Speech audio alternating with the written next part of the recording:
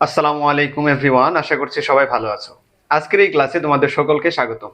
এই ক্লাসে আমি দেখাবো স্থূল সংকেত থেকে কিভাবে আণবিক সংকেত নির্ণয় করতে হয়। তো চলো শুরু করি। তো প্রথমে আমাদের জানতে হবে আণবিক সংকেত স্থূল সংকেতের মধ্যে কি ধরনের রিলেশন আছে। তো আণবিক সংকেত সমান হচ্ছে স্থূল সংকেত ইনটু এন। এই এনটার মান আমরা যদি বের করতে পারি সামহাউ, তাহলে আমরা স্থূল সংকেতের সাথে যদি এটা গুণ করে দেই তাহলে কিন্তু কি পাবো, আণবিক সংকেত নির্ণয় করতে পারবো। এখন এই এন এর মানটা কিভাবে নির্ণয় করতে হয়? আণবিক ভর ডিভাইডেড বাই স্থূল সংকেতের ভর। আণবিক ভর আমাদের প্রশ্নে দেওয়া থাকে, আর স্থূল সংকেতের ভর আমাদের স্থূল সংকেত নির্ণয় করে সেটার ভর নির্ণয় করতে হয়। তো আমরা একটা প্রশ্ন দেখি যে কোন যৌগের স্থূল সংকেত দেওয়া আছে CH। এখন এই স্থূল সংকেত দেওয়া আছে CH। এখন আণবিক ভর দেওয়া আছে 78 হলে আণবিক সংকেত কত? এখন এই CH ধারী আণবিক সংকেত অনেক রকমের হইতে পারে না? C2H2 হইতে পারে, C2 C4H4 হইতে পারে না? C6H6 হইতে পারে, কিন্তু আমি স্পেসিফিকলি জানতে পারতেছি না আসলে এই স্থূল সংকেত ধারী আণবিক সংকেত কোনটা।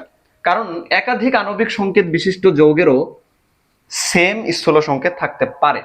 এখন আমাদের স্থূল সংকেত বের করার জন্য কি লাগবে? আণবিক ভর লাগবে এবং স্থূল সংকেতের ভর লাগবে। স্থূল সংকেত যদি CH হয়, এর ভর কত হবে? কার্বনের ভর হচ্ছে 12, হাইড্রোজেন হচ্ছে 1, তাহলে এটার ভর আসে 13। ওকে, 13। এখন যদি আমি ধরি যে স্থূল সংকেত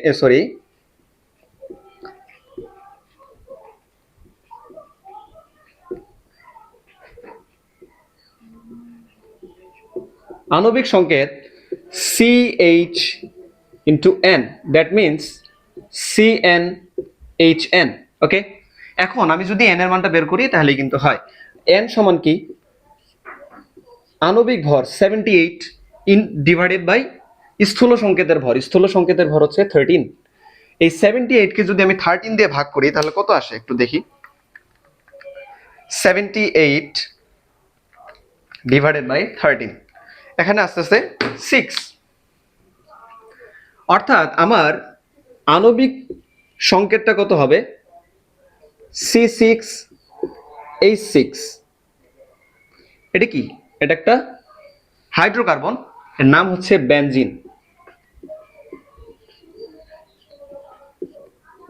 তোমরা পরবর্তী একটা চ্যাপ্টারে দেখতে পারবে বেনজিন চক্রের স্ট্রাকচার হচ্ছে এরকম,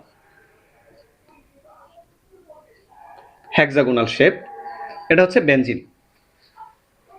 তো এইভাবে আমরা কিন্তু স্থূল সংকেত থেকে আণবিক সংকেত খুব ইজিলি বের করতে পারবো। তো আজকের ক্লাস এই পর্যন্তই। সবাই ভালো থাকো, সুস্থ থাকো। আল্লাহ হাফেজ।